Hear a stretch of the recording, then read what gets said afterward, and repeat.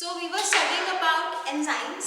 और एंजाइम्स के बारे में अभी तक हमने पढ़ लिया है कि हमारे पास जो हमारी एंजाइम्स हैं वो कैसे उनका मैकेनिज्म ऑफ एक्शन होता है, हमारे पास प्रॉपर्टीज फंक्शंस क्या होते हैं एंजाइम्स के, और हमारे पास स्पेसिफिसिटी ऑफ एंजाइम्स कितने टाइप की होती है, और उसके अलावा प्रो एंजाइम्स क्या होती हैं, आइसो एंजाइम्स क्या होती हैं। अब उसके बाद हमने माइकलिस कर्व के बारे में पढ़ लिया है। अब माइकलिस कर्व के बाद हमारे पास एक फिनोमेना आता है which is Michaelis-Menten equation। अब Michaelis-Menten equation क्या होती है हमारे पास? जो इक्वेशन हमारे पास हेल्प करती है in finding of the different moieties, हमारे पास जो टर्म्स हमारे पास रिस्पॉन्सिबल होती हैं इन द एंजाइम एक्शन, जैसे कि हमारे पास वेलोसिटी कैलकुलेट करने के लिए, या फिर सबस्ट्रेट की कंसंट्रेशन को कैलकुलेट करने के लिए, या फिर मैक्सिमम हमारे पास वेलोसिटी को कैलकुलेट करने के लिए, या फिर रिएक्शन कांस्टेंट को कैलकुलेट करने के लिए हमारे पास जो इक्वेशन प्रेजेंट है, डिपेंडिंग अपॉन दिस कर्व वो हमारे पास होती है माइकलिस-मेंटन इक्वेशन। अब माइकलिस-मेंटन इक्वेशन क्या होती है? माइकलिस-मेंटन इक्वेशन हमारे पास होती है V not is equal to Vmax into concentration of substrate upon Km plus concentration of substrate। तो अभी हमारे पास जो ये माइकलिस-मेंटन इक्वेशन आई है, माइकलिस-मेंटन इक्वेशन क्या है? जो हमारे पास इनिशियल वेलोसिटी है, इनिशियल वेलोसिटी जो हमारे पास जब हमने सबस्ट्रेट जो है, जैसे हमारे पास इनिशियली आना स्टार्ट होता है, जो वेलोसिटी हमारे पास ओरिजिन पे होती है वो वेलोसिटी हमारे पास ओरिजिनल वेलोसिटी। नेक्स्ट हमारे पास मैक्सिमम वेलोसिटी जो हमारे पास यहाँ पे रीच करती है, दैट इज वी मैक्स, और सबस्ट्रेट की कंसंट्रेशन डिपेंडिंग अपॉन हमारे पास कंसंट्रेशन ऑफ सबस्ट्रेट। और उसके बाद Km हमारे पास है जो हमारा माइकलिस कांस्टेंट है, और उसके बाद हमारे पास जो फर्दर सबस्ट्रेट की कंसंट्रेशन। तो जो ये माइकलिस-मेंटन इक्वेशन है ये हमारे पास हेल्प करती है हमारे पास इन टर्म्स को या फिर इन फैक्टर्स को फाइंड आउट करने के लिए जो कि हमारे पास हमारी एंजाइम रिएक्शन के लिए फर्दर रिस्पॉन्सिबल होते हैं। अब हमारे पास माइकलिस-मेंटन इक्वेशन से हमें पता चलता है कि माइकलिस-मेंटन इक्वेशन से कि हमारे पास जो माइकलिस कांस्टेंट होता है हमारे पास वो इक्वल होता है 1/v के, या फिर हमारे पास जो माइकलिस कांस्टेंट होता है वो हमारे पास इक्वल होता है, इक्विवेलेंट होता है हमारे पास सबस्ट्रेट की उस कंसंट्रेशन के ऊपर जो कि हमारे पास रिक्वायर्ड होती है हाफ मैक्सिमम वेलोसिटी को प्रोड्यूस करने के लिए। तो सबस्ट्रेट की वो कंसंट्रेशन जो कि रिक्वायर्ड होती है हमारे पास to produce the half maximum velocity is known as Km, या फिर it is equivalent to Km।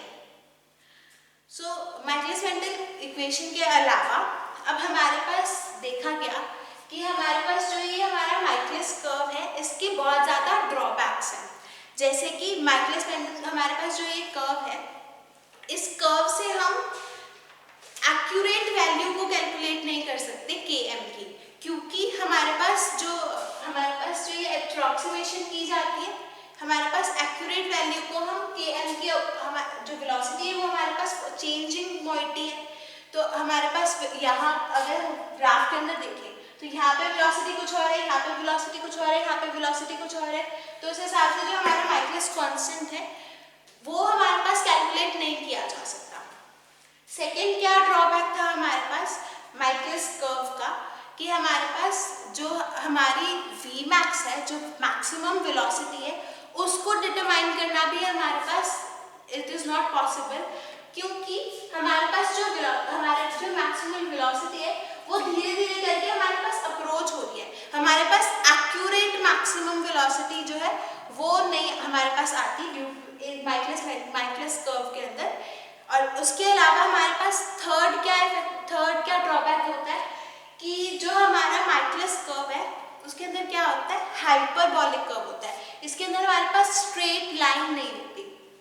ठीक यानी कि अब ये जो हाइपरबॉलिक कर्व है इसको हम फर्दर एक्सट्रापोलेट नहीं कर सकते जिससे हमारे पास एक्यूरेट या फिर हमारे पास एक्चुअल रिजल्ट्स हैं। इस वजह से हमारे पास फर्दर रिसर्च हुई और हमारे पास एक और कर्व का हमारे पास जनरेशन हुआ which is known as Lineweaver Burk plot. तो अब लाइन-वीवर-बर्ग प्लॉट क्या होता है हमारे पास? लाइन-वीवर-बर्ग प्लॉट ने बेसिकली क्या किया हमारे पास, जो भी हमारे पास माइकलिस कर्व की वजह से हमारे पास जो भी हमारे पास ड्रॉबैक्स थे उनको ओवरकम किया। उनको कैसे ओवरकम किया? अब जो लाइन-वीवर-बर्ग प्लॉट होता है वो हमारे पास एक स्ट्रेट लाइन कर्व होता है। अब स्ट्रेट लाइन होता है तो हमारे पास क्या हो जाएगा, हम Vmax को फाइंड कर पाएंगे, हम Km को फाइंड कर पाएंगे, उसके अलावा हम फर्दर एक्सट्रापोलेशन कर पाएंगे हमारी स्ट्रेट लाइन की। अब जो लाइन-वीवर-बर्ग प्लॉट होता है ये जो इसके अंदर हमारे पास जो हमारा ग्राफ बनता है, जैसे हम माइकलिस कर्व के अंदर हम ग्राफ बना रहे थे वेलोसिटी और सबस्ट्रेट कंसंट्रेशन के बीच में, वैसे ही हमारे पास लाइन-वीवर-बर्ग प्लॉट के अंदर हम ग्राफ बनाते हैं बिटवीन 1/v और 1/s। सो बेसिकली हमारे पास जो लाइन-वीवर-बर्ग प्लॉट है, लाइन-वीवर-बर्ग प्लॉट में क्या आता है हमारे पास 1/v और 1/s के अंदर हमारे पास यानी कि वेलोसिटी का रेसिप्रोकल और सबस्ट्रेट कंसंट्रेशन के रेसिप्रोकल के बीच में हमारे पास कर्व बनता है। अब ये जो हमारे पास कर्व बनता है इसके अंदर हमारे पास ये जो इक्वेशन है जो कर्व को लीड करती है वो कैसे आती है, ये हमारे पास लाइन-वीवर-बर्ग प्लॉट जो है वो माइकलिस कर्व से ही हमारे पास इंस्पायर्ड है। अब माइकलिस मेंटल इक्वेशन क्या आती है हमारे पास, V0 is equal to Vmax into concentration of substrate upon Km plus concentration of substrate. तो अब हमारे पास जो ये अब इसके अंदर हमारे पास क्या किया जाता है, अगर हम इसका रेसिप्रोकल करेंगे तो रेसिप्रोकल करेंगे तो क्या आएगा हमारे पास 1/V0 is equal to Km plus concentration of substrate upon Vmax into concentration of substrate, right. अब हमारे पास इसकी फर्दर इस रिएक्शन को हम ऐसे भी लिख सकते हैं 1/V0 is equal to Km divided by Vmax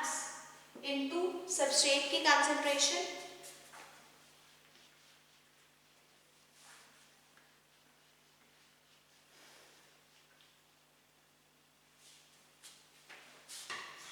plus concentration of substrate upon Vmax into concentration of substrate। So इसलिए हमारे पास हमने अभी तक क्या किया है, हमने माइकलिस मेंटल इक्वेशन के बारे में पढ़ा था। अब माइकलिस मेंटल इक्वेशन जो हमारे पास माइकलिस कर्व से आई थी तो वो क्या थी हमारे पास equation, V0 is equal to Vmax into concentration of substrate upon Km plus concentration of substrate। अब हमने क्या किया, इसका रेसिप्रोकल कर दिया। तो अगर हम हमारे लेफ्ट हैंड साइड के ऊपर रेसिप्रोकेट कर रहे हैं 1/V0 लिख रहे हैं तो हमारे पास इस साइड के अंदर भी रेसिप्रोकेट होगा तो क्या आ जाएगा हमारे पास जो Km प्लस S वाली जो टर्म है वो हमारे पास ऊपर चली जाएगी और जो Vmax और इनटू हमारे पास सबस्ट्रेट वाली जो टर्म है ये हमारे पास नीचे आ जाएगी। ये चीज़ हमारे पास हुई है, जो Km प्लस S है ये हमारे पास ऊपर आ गया, Vmax plus S Vmax into S जो है वो हमारे पास नीचे आ गया। नेक्स्ट क्या होता है हमारे पास, हमने क्या किया कि हमारे पास बीच में यहाँ पे प्लस है, हमने दोनों टर्म्स को अलग कर लिया। तो क्या हुआ हमारे पास 1/V0 is equal to Km upon Vmax into concentration of substrate plus concentration of substrate upon Vmax into concentration of substrate. तो हम क्या कर सकते हैं, कंसंट्रेशन ऑफ सबस्ट्रेट और कंसंट्रेशन ऑफ सबस्ट्रेट सेम है तो हम इन दोनों को कट कर सकते हैं और यहाँ पे हमारे पास जो फाइनल इक्वेशन आती है वो क्या आती है हमारे पास 1/V0 is equal to Km upon Vmax into S plus 1 by Vmax. So अभी हमारे पास क्या आया कि हमारे पास, अगर आपको याद हो तो हमने आपने 10th या 9th में 11th 12th में हमारे पास एक इक्वेशन ऑफ लाइन पढ़ी होगी, और इक्वेशन ऑफ लाइन क्या होती थी हमारे पास, y is equals to mx plus c. अब y is equal to mx plus c में क्या होता था हमारे पास, y जो होता था वो हमारे पास वैल्यू होती थी y एक्सिस की, m क्या होता था स्लोप, x क्या होता था हमारे पास x एक्सिस की हमारे पास जो टर्म्स आती है, और c होता था हमारे पास इंटरसेप्ट. तो अब ये जो हमारे पास इक्वेशन आई है फ्रॉम द मैकलेस मेंटल इक्वेशन, ये इक्वेशन हमारे पास होती है लाइन वीवर बर्क इक्वेशन. सो ये जो लाइन वीवर बर्क इक्वेशन है, अकॉर्डिंग टू दिस अब हमारे पास y की क्या वैल्यू आएगी 1 by v नॉट, m की क्या वैल्यू आएगी हमारे पास km अपॉन Vmax, x की क्या वैल्यू आएगी 1 अपॉन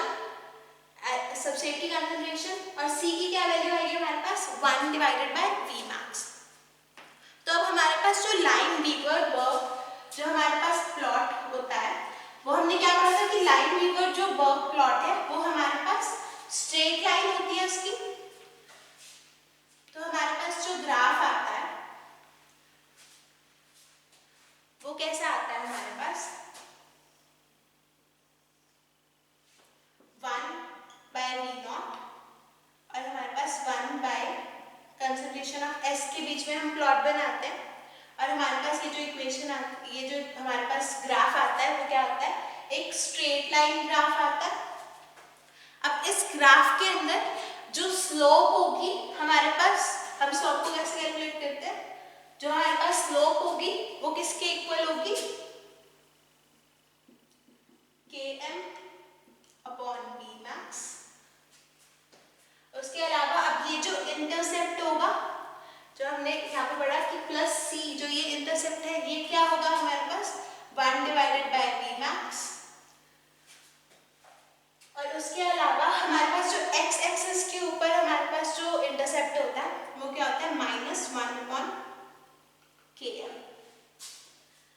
सो अभी जो ये लाइन वीवर बर्क प्लॉट है, अब लाइन वीवर बर्क प्लॉट के अंदर क्या हो पाएगा हमारे पास, हम सारी की सारी वैल्यूज, उसके अंदर क्या होता है हम हमारे पास मैकलेस इक्वेशन के अंदर जो km था that was equal to 1 by v, और v की जो वैल्यू है वो हमारे पास चेंज होती रहती है. इन कंपैरिजन जो हमारे पास Vmax होता है दैट इज अ कांस्टेंट, हमारे पास मैक्सिमम वेलोसिटी जो एक रिएक्शन रीच करेगी वो हमारे पास कांस्टेंट रहती है. और उसके अलावा हमारे पास हम स्लोप से km डिवाइड बाय Vmax को फाइंड कर सकते हैं, हम इंटरसेप्ट से 1 by Vmax फाइंड कर सकते हैं, हम x एक्सिस के इंटरसेप्ट से 1 by km फाइंड कर सकते हैं, और हमारे पास अल्टीमेटली हम with the help of the straight line curve जो हमारे पास 1 by वेलोसिटी और 1 by सबस्ट्रेट के अंदर आता है, with the help of this हम अपनी सारी वैल्यूज को फाइंड कर सकते हैं जो हमारे पास एंजाइम के रिएक्शन के लिए रिस्पॉन्सिबल है. सो ड्यू टू दिस हमारे पास जो लाइन वीवर बर्क प्लॉट है दैट इज मोर एफिशिएंट. अब नेक्स्ट जो हमारे पास टॉपिक आता है that is factors affecting enzyme action. अब फैक्टर्स अफेक्टिंग एंजाइम एक्शन के अंदर हमारे पास जो सबसे पहला फैक्टर आता है दैट इज टेम्परेचर. अब टेम्परेचर हमारे पास एंजाइम के एक्शन को कैसे अफेक्ट करता है, with the increase in temperature हमारे पास एंजाइम का जो एक्शन है वो इंक्रीज हो जाता है. तो हम जब हमारा टेम्परेचर इंक्रीज करते जाते हैं तब वैसे उसी के साथ हमारे पास एंजाइम का जो रिएक्शन है, जो रेट ऑफ रिएक्शन है, जो वेलोसिटी है रिएक्शन की वो इंक्रीज हो जाएगी. लेकिन ये जो इंक्रीज इन वेलोसिटी है ये हमारे पास सिर्फ और सिर्फ 40 डिग्री सेल्सियस तक ही हमारे पास इंक्रीज होता है. आफ्टर 40 डिग्री सेल्सियस क्या हो जाता है, हमारी जो एंजाइम होती है वो हमारे पास डिग्रेड होना स्टार्ट हो जाती है, जिसकी वजह से हमारे पास फर्दर इंक्रीज नहीं होता. तो जो हमारे पास रेट ऑफ रिएक्शन है, if we compare it with the temperature, तो क्या होगा, इनिशियली हमारे पास जो रेट है रिएक्शन का दैट विल इंक्रीज, लेकिन after some time it will start declining क्योंकि हमारे पास मैक्सिमल के बाद हमारे पास 40 डिग्री सेल्सियस के बाद हमारे पास क्या होना स्टार्ट हो जाएगा, जो हमारी एंजाइम है वो डीनेचर्ड हो जाएगी। हमने पढ़ा था एंजाइम की प्रॉपर्टीज के अंदर कि एप्लीकेशन ऑफ हीट के साथ हमारे पास जो एंजाइम है वो हमारे पास डीनेचर हो जाती है, और इस वजह से हमारे पास क्या हो जाएगा, जो रेट ऑफ रिएक्शन है वो फर्दर हमारे पास डिक्लाइन कर जाएगा। अब नेक्स्ट जो फैक्टर आता है हमारे पास एंजाइम एक्शन के रिलेशन में, दैट इज पीएच। अब जो पीएच होता है, पीएच हमारे पास कैसे अफेक्ट करता है हमारी एंजाइम के एक्शन को। जैसे जैसे हम पीएच का वैल्यू इंक्रीज करते जाते हैं वैसे ही हमारे पास क्या होता है, जो रेट ऑफ एंजाइम रिएक्शन है वो हमारे पास इंक्रीज होता जाता है। तो जब मैक्सिमम रेट हमारे पास अचीव हो जाता है पीएच के साथ, तब उसके बाद क्या हो जाता है, हमारे पास डिक्लाइन होना स्टार्ट हो जाता है पीएच के साथ, क्योंकि हमारे पास जो एंजाइम है उसके अंदर हमारे पास या तो प्रेसिपिटेशन स्टार्ट हो जाती है या फिर हमारे पास वो जो एंजाइम है वो इनएक्टिवेट होना स्टार्ट हो जाती है। तो सिमिलर हमारे पास केस है, जैसे टेम्परेचर के साथ हमारे पास मैक्सिमम हमारे पास रेट ऑफ रिएक्शन के बाद हमारे पास क्या हो रहा था, डिक्लाइन हो रहा था डीनेचुरेशन की वजह से, वैसे ही हमारे पास पीएच की वजह से जो रेट ऑफ रिएक्शन होता है वो हमारे पास इनिशियली इंक्रीज करता है, मैक्सिमम के बाद जाके हमारे पास फर्दर डिक्रीज हो जाता है। अभी जिस टेम्परेचर पे हमारे पास maximum rate of reaction achieve होता है उस टेम्परेचर को हम बोलते हैं ऑप्टिमम टेम्परेचर, और जिस पीएच पे हमारे पास maximum rate of reaction achieve होता है उस पीएच को हम बोलते हैं ऑप्टिमम पीएच। तो हमारी हर एंजाइम का एक स्पेसिफिक ऑप्टिमम पीएच और एक स्पेसिफिक ऑप्टिमम टेम्परेचर होता है जिस पे हमारे पास जो हमारी एंजाइम है वो मैक्सिमम इफेक्ट शो करती है। जो थर्ड हमारे पास फैक्टर इफेक्ट करता है हमारे रेट ऑफ रिएक्शन को या फिर एंजाइम एक्शन को,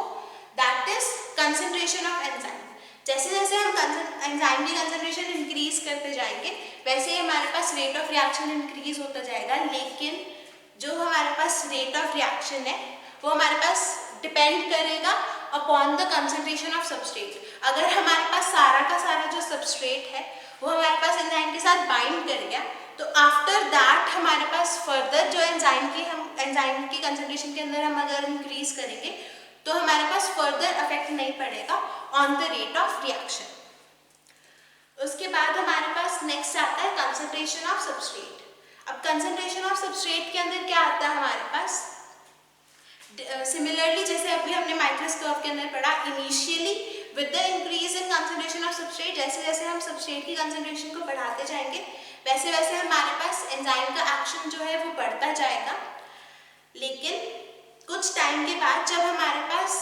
सारी जो एंजाइम्स है वो हमारे पास कंज्यूम हो जाएंगी तो हमारे पास फर्दर जो रेट ऑफ रिएक्शन है वो इंक्रीज होना बंद हो जाएगा। अब उसके अलावा हमारे पास जो नेक्स्ट फैक्टर आता है दैट इज रेडिएशंस। तो जो रेडिएशंस होती है हमारे पास, एक्सरेज होते हैं, यूवी रेज होते हैं, बीटा या गामा रेज होती हैं, ये सारी रेज जो है ये हमारे पास रिस्पॉन्सिबल होती हैं एंजाइम की इनएक्टिवेशन के अंदर। तो presence of radiation will decrease the rate of reaction, क्योंकि ये जो एंजाइम्स है ये क्या करते हैं हमारे पास, ये जो रेडिएशन है ये क्या करते हैं हमारे पास पेरोक्साइड्स की फॉर्मेशन करवाती है, और जो पेरोक्साइड्स होते हैं ये हमारे पास क्या करती है, एंजाइम्स को ऑक्सीडाइज कर देती है, और due to oxidation of enzymes जो है एंजाइम्स हमारे पास इनएक्टिव फॉर्म के अंदर कन्वर्ट हो जाती है। सो रेडिएशंस के अलावा हमारे पास जो नेक्स्ट फैक्टर है दैट इज एक्टिवेटर्स। अब कुछ एंजाइम्स हमारे पास ऐसी होती हैं जो कि मेटल आयंस या फिर कोएंजाइम्स की प्रेजेंस में हमारे पास एक्टिवेट होती हैं, तो जो एक्टिवेटर्स हैं वो हमारे पास एंजाइम एक्शन को इंक्रीज करते हैं इन केस ऑफ सर्टेन या स्पेसिफिक एंजाइम्स। उसके अलावा हमारे पास इनहिबिटर्स प्रेजेंट होते हैं, तो कुछ हमारे पास जो एंजाइम्स हैं वो हमारे पास हैवी मेटल्स जैसे कि सिल्वर, मर्करी के थ्रू या फिर ऑक्सीडाइजिंग एजेंट्स जैसे कि आयोडीन के एक्शन के साथ हमारे पास इनहिबिट हो सकती हैं। तो जो इनहिबिटर्स होते हैं वो हमारे पास एंजाइम एक्शन को डिक्रीज करते हैं। So after the factors affecting enzyme action हमारे पास जो नेक्स्ट टॉपिक आता है एंजाइम्स के related, that is effect of metal ions on the enzymes. अब जो हमारे पास कुछ हमने अभी पढ़ा कि कुछ एंजाइम्स ऐसी होती हैं जो कि with the help of metal ions हमारे पास एक्टिवेट होती हैं। तो हमारे पास जो कुछ एंजाइम्स हैं वो हमारे पास स्पेसिफिक मेटल्स जैसे कि potassium ion, magnesium ion, calcium ion, zinc ion, copper ion की प्रेजेंस के अंदर हमारे पास वो अपनी एक्टिविटी को प्रॉपरली शो करती है। अब हमारे पास जो मेटल्स हैं वो हमारे पास कैसे हेल्प करते हैं इन एंजाइम्स को अपनी एक्टिविटी शो करने के लिए। तो मेटल्स क्या करते हैं हमारे पास, सबसे पहले मेटल्स मेंटेन करते हैं स्ट्रक्चरल कन्फर्मेशन एक एंजाइम का। सेकेंडली हमारे पास एंजाइम सबस्ट्रेट कॉम्प्लेक्स जो बनता है उस कॉम्प्लेक्स की फॉर्मेशन को प्रमोट करते हैं मेटल आयंस। उसके अलावा हमारे पास जो ये मेटल एंजाइम्स होती हैं, जो एंजाइम हमारे पास, जिन एंजाइम्स के लिए हमारे पास मेटल आयंस की प्रेजेंस नेसेसरी होती है, उन एंजाइम्स को हम 2 फर्दर क्लासेस में डिवाइड करते हैं। एक एंजाइम्स का क्लास है हमारे पास मेटल एक्टिवेटेड एंजाइम। सेकेंड जो हमारे पास क्लास है दैट इज मेटेलो एंजाइम्स। अब मेटल एक्टिवेटेड एंजाइम्स और मेटेलो एंजाइम्स का क्या फर्क होता है? जो मेटल एक्टिवेटेड एंजाइम्स होती हैं वो एंजाइम्स हमारे पास, उन एंजाइम्स के अंदर जो हमारे पास मेटल होता है वो हमारे पास लूजली बाउंड होता है। ये हमारे पास एंजाइम को एक्टिवेट करके हम मेटल को रिमूव कर सकते हैं बिना किसी एंजाइम को डैमेज पहुंचाए हुए। और जो हमारे पास मेटेलो एंजाइम्स होती हैं उन एंजाइम्स के अंदर हमारे पास जो मेटल आयन होता है वो हमारे पास टाइटली बाउंड होता है। और हम एक्सटेंसिव मेथड्स भी अगर यूज करें मेटेलो एंजाइम्स के ऊपर तो भी हम इन मेटल आयंस को रिमूव नहीं कर सकते। So this was all about how the metal ions affect the enzymes. So इस लेक्चर के अंदर हमने लाइनवीवर बर्ग प्लॉट के बारे में पढ़ा, हमने फैक्टर्स के बारे में पढ़ा जो कि एंजाइम एक्शन के लिए रिस्पॉन्सिबल है, और हमने पढ़ा कि मेटल आयंस कैसे अफेक्ट करते हैं एंजाइम की एक्टिविटी, और माइकलिस मेंटन इक्वेशन के बारे में पढ़ा। नेक्स्ट लेक्चर के अंदर हम एंजाइम इनहिबिशन के बारे में पढ़ेंगे कि एंजाइम हमारे पास इनहिबिट कैसे होती है। Thank you.